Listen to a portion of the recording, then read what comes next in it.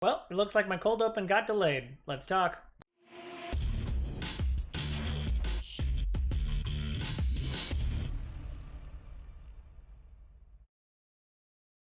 What up, viewers? What up? What up? Today is Friday, October 30th, and that means it's time for a quick recap of the week in video game news. Starting off this week, we have we have a lot more than two, but two big video games that I'm talking about this week that launched today.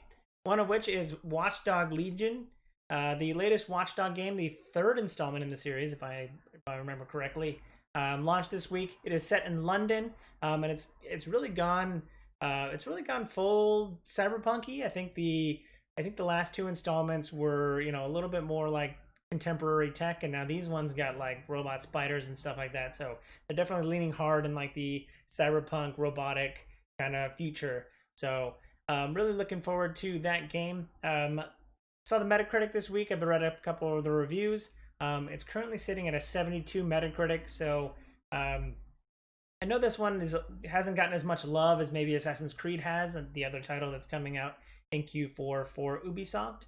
But I still think that this has its player base, and it's the only thing left to play until next gen consoles for 2 weeks. So you might have time to pick up this game and play it, and I might wait around for it. I'm still kind of cleaning up my backlog, but I'm really looking forward to seeing what comes from jolly old London in for Watch Dogs Legions, and I really do like the setting. I saw like the short video that Ubisoft had put together. They've really been doing a lot to kind of bring the really London feel into it, and the soundtrack. I've heard a lot of things about how the soundtrack has got a lot of effort put behind it. They really wanted to get kind of like that underground London feel, and so yeah, I'm looking forward to seeing more about Watchdog Legion, but I won't be picking it up this week.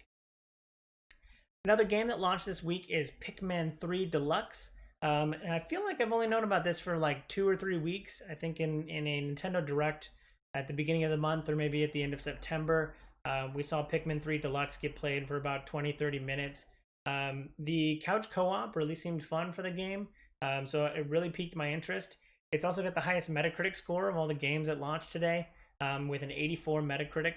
And yeah, when I was watching the gameplay a couple weeks ago, I was really starting to think about what this is, and is Pikmin the like RTS of like for Nintendo, like just the way that you like send out troops and like they have to do a task and you're working your way through it. I just got that kind of like weird RTS kind of vibe from it.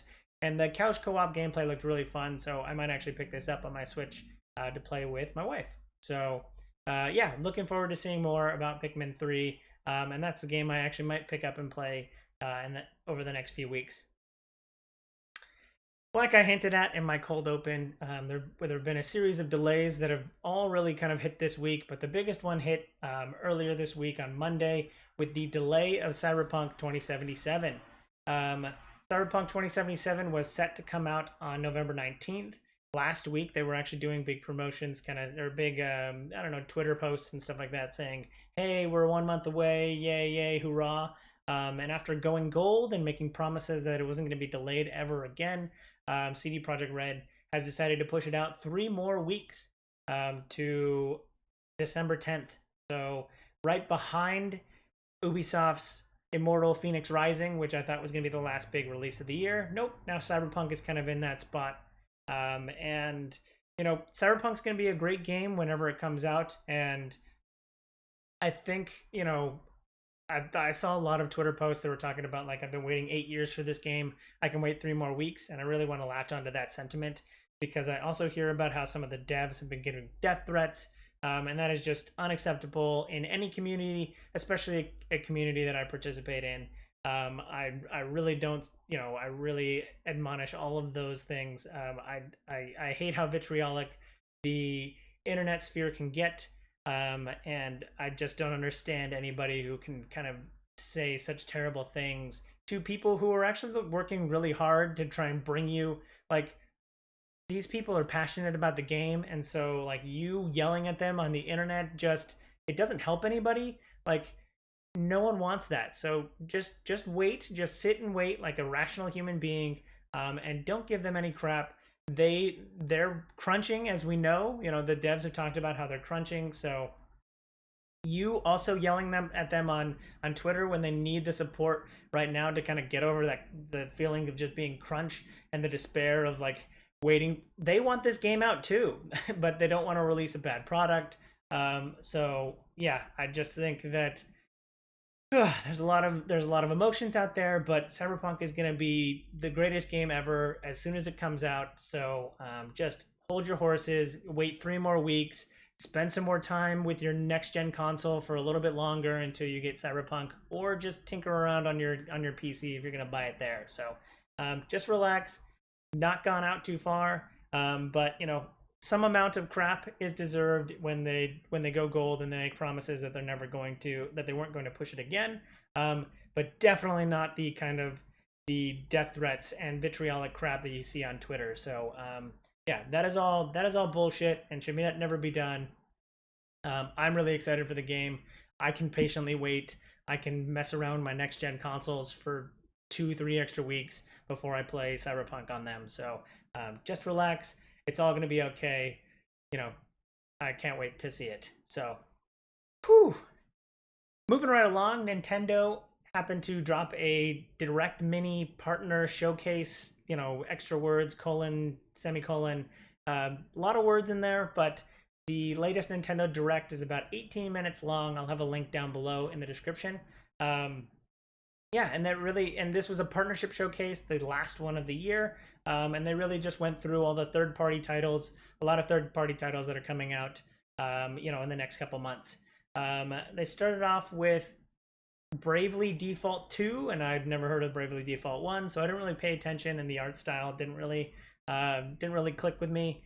And then I saw the next one was like this life sim game, and I'm just wondering how big that kind of genre is. I mean, I played Animal Crossing New Horizons like everyone else, but like Stardew Valley and like this, I don't know what that genre is called. I think it is just called life sim, and this just felt like another one of those. And so it must be popular if I keep seeing two of those games come out every year. So I cool. It looked cool. I liked the art style, but I was just curious about the whole life sim genre and how big it is. So if it's really big, just yell at me in the comments and say it's the greatest thing ever, and I'll listen to you. More in the Nintendo Direct Mini was a post-apocalyptic game coming from Paradox Interactive, which is one of the companies that I keep my eye on. They had a kind of like base building surviving the apocalypse game called Surviving the Aftermath. A little on the nose there, but yeah, the game looked pretty cool. Again, I'm kind of a big fan of Paradox and post-apocalyptic games, so that was the one that kind of mostly caught my eye. They also had a brief flash of Control, which is out now. So if you wanted to play Control Ultimate Edition on the Switch, you can do that right now. So that's probably not where I'm going to play Control, even though I haven't played Control yet. But if you want to play it on the Switch, you can. They also had another brief kind of show. They really rapid fired out the last couple at the end. No More Heroes 3. We saw a brief glimpse of that, so looking forward to seeing more on No More Heroes 3. And then last but not least, Immortal Phoenix Rising. I think we knew it was coming to the Switch prior to this moment, but I hadn't really pieced it together. But just seeing it run on the Switch and remembering the like kind of over-the-top cartoony art style that is with Immortal Phoenix Rising, I actually think it might actually play well on the Switch. And that might be the platform I want to play it on because of, again, the kind of art style and the feeling that I get from the game just makes it feel a little bit more like a Switch game. If there's processing issues or frame rate stuff, then I would definitely opt for, a more powerful console. But I'm considering playing Immortal Phoenix Rising on my Switch. So let me know what you think of that down below. Moving right along, we got unboxing videos for both of the next gen, all 3 of the next gen consoles. I watched the PS5 one at GameSpot. I will have a link down below to that. And pulling it out, the kind of textures were a little bit more there than we'd seen before, and everything's not as sheer white Maybe because of the texture, it looks a little bit grayer. So that was kind of interesting. You know, I like everyone else have kind of been assuming the kind of Prometheus level of like sheer white walls kind of thing being brought into my house, but apparently it doesn't look like that. So that's been very interesting. And then we also saw the unboxing videos for the Xbox Series S and X.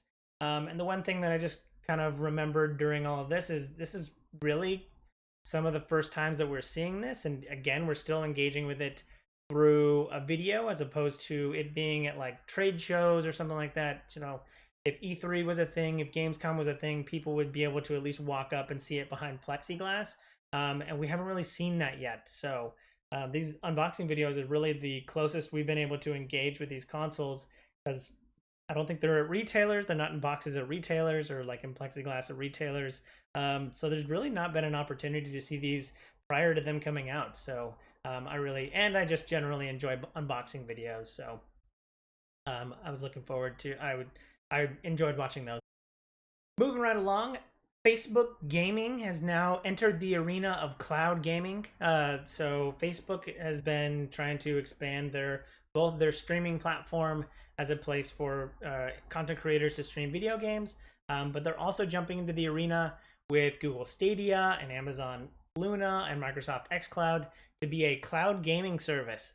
So I think we got an official notice this week.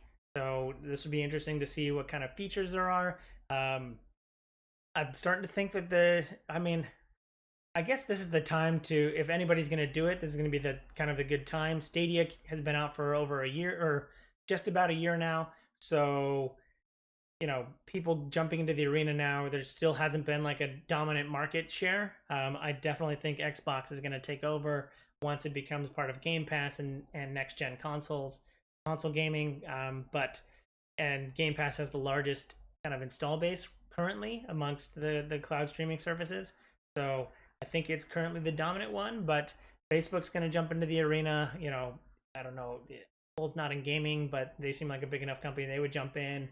They've got Apple Arcade, but I think that's more of a subscription service for video games as opposed to cloud streaming. Anyway, Amazon's getting in. They're a big enough company, and they dabble in games too. Google Stadia has been out for a year, but I don't know that that's really living up to expectations. So Facebook jumping in just seems like the right move, and I'm curious to see if they're going to do anything right or what they're going to do wrong, because I think there's a whole lot of wrong out there when you're talking about video game cloud streaming so far. So, good luck to Facebook, but my fingers are crossed that xCloud is the dominant one, because I'm an Xbox fan. So, Cyberpunk isn't the only game to be delayed this year, or at least the only game that got delayed this week. Ubisoft also delayed 2 games that were going to come out in its fiscal year leading up to March 2021. So Rainbow Six Quarantine, which I don't think we knew was going to come out before the end of the fiscal year, and Far Cry 6, which I believe had the release date of like February 21st next year, has now been pushed out to past March. So Ubisoft runs off a April to March fiscal year, and that's usually when we tie everything together. But with Watch Dogs Legion and Assassin's Creed Valhalla and Immortal Phoenix Rising, I'm pretty sure that their kind of year is going to look pretty good. So I could see why they were pushing out these other 2 titles. Far Cry 6, again, anytime I see a launch date, 5, 6, 8 months out, I think we've known about this for a long time. Anytime we see one this far out, I kind of start to question it, because I think we saw that at the July Ubisoft Forward. So 8 months in advance, a lot can change. So, and something has. So I'm still looking forward to playing Far Cry 6. I hope it continues to feel like Far Cry 5 did, which was really good. But I'm waiting for that one out past April. So, and I don't know if it's going to be early. Anytime these games get pushed out, I don't know if they mean that they're going to come early, or if they're going to get pushed out like, half a year, and maybe those are going to be, Q3, Q4 games for 2021. So we just know that they've been pushed out. We don't know till when. Saw it just in time for the launch of season 2 of The Mandalorian, which I've already seen the first episode of, and it was great. The Xbox Mandalorian controller is out now. It comes with both it looks really cool. It's got the like silvery chrome kind of look of the Mandalorian, and it's got its own charger as well. And so, all of that can be packaged up together for $170, which I thought was a little high for a charger as well as controller, but I think with the Mandalorian kind of Star Wars IP and all the hype coming out for Mandalorian Season 2, people are going to buy this. Again, I think it's a little too rich for my blood, but, people will buy it, so who am I to say? What do I know? I'm just a video game analyst.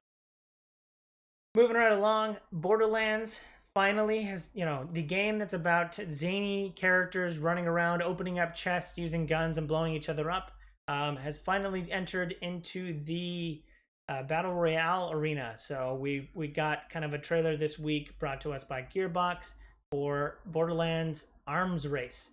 So, and it definitely looks and feels like all of the Borderlands that you know and love. You get dropped into an arena, you open up chests, you see gear, and you pick it up and you use that to play other players. I don't know how the character classes are going to work in the game, so we haven't gotten a lot of details, but it definitely looks fun. And it might be the one Battle Royale game that I actually stick around and play for a little bit, depending on how many of my friends are interested in it.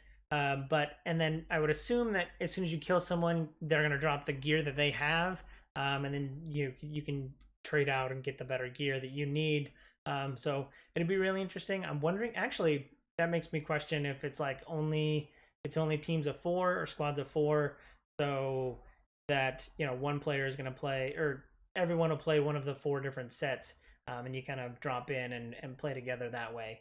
But I don't know that that's a successful model, because the Apex Legends got a lot of pushback for that when they launched with 3s exclusively.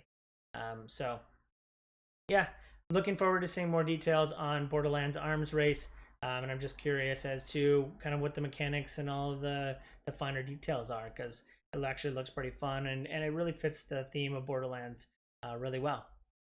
Last but certainly not least, we finally have a date for, well, we had a date for end of October for World of Warcraft. I believe it was supposed to come out this week, 10/27, but Warcraft had been pushed later into the year, and that's all we'd been given is later into the year, which with only 8 weeks left in the year, we wondered when it was, and now we know. The confirmed release date is November 23rd, and it came with its own story trailer. It had about a 2-minute trailer that I watched, and World of Warcraft really looks dark. I kind of like the dark vibes, but it's really kind of like goth. And I make a note about this in my email.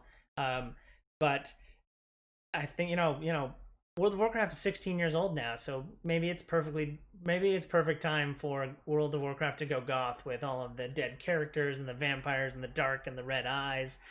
So I just really like the idea that World of Warcraft is old enough to go goth. I actually think Shadowlands looks pretty fun. The trailer actually really did get me interested. Got the little goth kid inside of me to come out and say, "Hey, maybe I should play Warcraft Shadowlands." So I'm looking forward to it. Let me know what you think of the latest World of Warcraft trailer and the release date.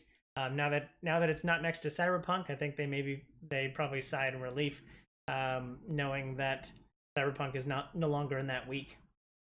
Yep, but that's it. Thanks for watching. I hope you enjoy this content. If you do, follow, like, and subscribe to me on YouTube and Twitch. You can see more great content like this. Links down below in the description. Hopefully the 4 of you that watch this, I don't have to remind you, but next week is time to vote. Be sure to vote early. Be sure to be safe when you go out, and